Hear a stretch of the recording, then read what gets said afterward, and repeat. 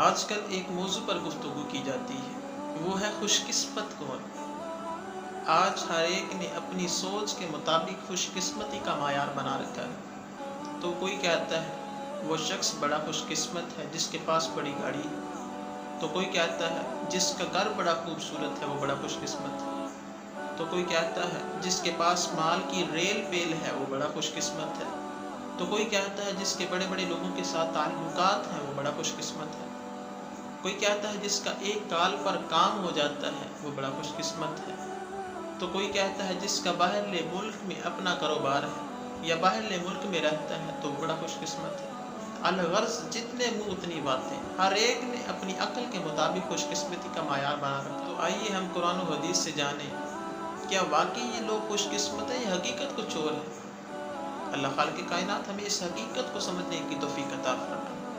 نبی کریم صلی اللہ تعالیٰ علیہ وسلم کی ایک حدیث مبارکہ سماعت کیجیے۔ ایک دن نبی کریم صلی اللہ تعالیٰ علیہ وسلم نے اپنے صحابہ سے فرمایا، کیا تم جانتے ہو تمہاری اولاد، اہل و عیال، مال اور اعمال کی کیا مثال؟ صحابہ نے عرض کیا، اللہ و رسولہ اعلم، کہ اللہ اور اس کا رسول ہی زیادہ جانتے ہیں۔ نبی کریم علیہ السلام نے اپنے امتیوں کو اپنے صحابہ کو مثال دے کر سمجھایا۔ فرمایا کہ اس مثال کو یوں سمجھو کہ ایک شخص اس کی موت کا وقت آ جائے، اس کے 3 بھائی ہوں، وہ اپنے تینوں بھائیوں کو بلائے، ایک بھائی سے کہے کہ میری حالت تیرے سامنے ہے، تو بتا تو میرے لیے کیا کر سکتا ہے؟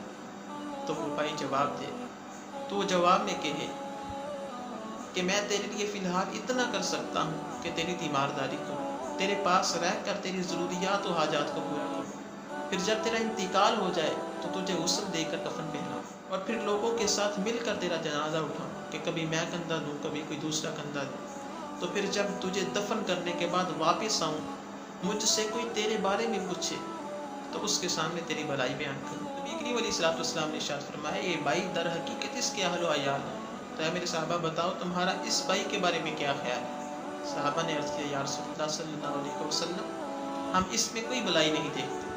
تو پھر نبی کریم علیہ السلام نے ارشاد فرمایا، وہ اپنے دوسرے بھائی سے کہے کہ میری حالت بھی تمہارے سامنے ہے، تو بتا تم میرے لیے کیا کر سکتا ہے؟ وہ جواب میں کہے کہ میں تیرا ساتھ صرف اس وقت تک دوں گا جب تک تم زندہ ہو، جو ہی تیری موت آ گئی تو تیرا اور میرا راستہ جدا جدا ہو جائے گا، کیونکہ تو قبر میں چلا جائے گا اور میں یہی دنیا میں رہ جاؤں گا۔ نبی کریم علیہ السلام نے فرمایا، یہ بھائی در حقیقت اس کا مال ہے، اے میرے صحابہ بتاؤ تمہارا اس بھائی کے بارے میں کیا خیال ہے؟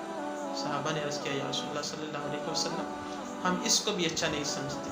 تو پھر نبی کریم علیہ السلام نے ارشاد فرمایا، وہ اپنے تیسرے بھائی سے کہے کہ میری حالت بھی تمہارے سامنے ہے، تو نے میرے اہل و عیال اور مال کا جواب بھی سن لیا ہے، تو بتا تم میرے لیے کیا کر سکتا ہے؟ وہ جواب میں کہے، اپنے بھائی کو تسلی دیتے ہوئے کہے کہ بھائی میں قبر میں بھی تمہارے ساتھ رہوں گا، تجھ سے وحشت کو دور کروں گا، اور جب حساب کا دن آئے گا تو تیرے میزان میں جا کے بیٹھ جاؤں گا، اسے وزن دار کر دوں گا۔ نبی کریم علیہ السلام نے ارشاد فرمایا، یہ بھائی در حقیقت اس کا نیک عمل ہے۔ اور صحابہ سے پوچھا، میرے صحابہ بتاؤ تمہارا اس بھائی کے بارے میں کیا خیال ہے؟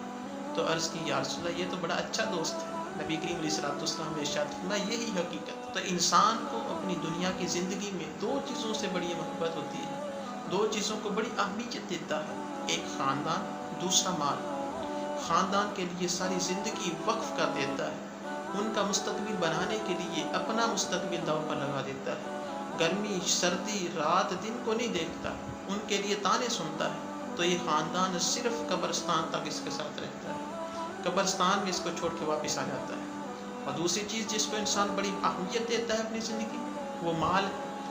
یہ مال جس کے لیے یہ حلال حرام کی تمیز چھوڑ دیتا ہے، جس کو جمع کرنے کے لیے طرح طرح کے ہیلے بہانے کرتا ہے، تو یہ مال صرف اس کی زندگی تک اس کے ساتھ قائم رہتا ہے۔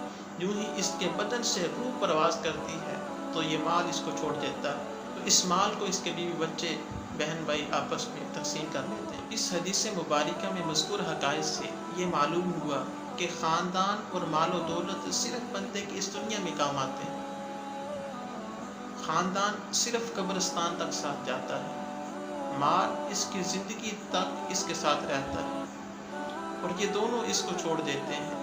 لہٰذا عقل مند انسان وہ ہے کہ جو مال کے زیادہ ہونے کی حرص کی بجائے نیک عمل کے زیادہ ہونے کی کوشش کرتا رہے۔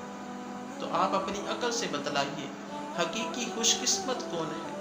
हकीकी खुशकिस्मत वो है कि जो दुनिया में रहते हुए आखिरत की तैयारी करे, आखिरत के लिए ज़्यादा से ज़्यादा आमाल इकट्ठे करे। आइए कुरान से पूछ लेते हैं कि हकीकी खुशकिस्मत कौन है।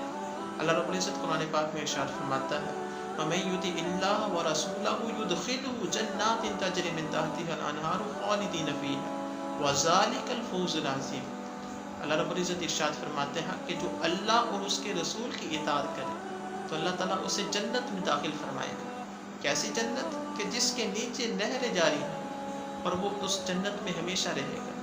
तो फरमाया वज़ालिकल फौज़ुल अज़ीम, ये सबसे बड़ी कामयाबी है, ये सबसे बड़ा खुशकिस्मत है। सबसे बड़ी कामयाबी ये है कि वो जहन्नुम से बचकर जन्नत में चला जाए, जहन्नुम के आज़ाब से बचकर जन्नत की दायमी नेमतें हासिल कर ले। तो सबसे बड़ी कामयाबी ये है जो अल्लाह और उसके रसूल की इताअत करे।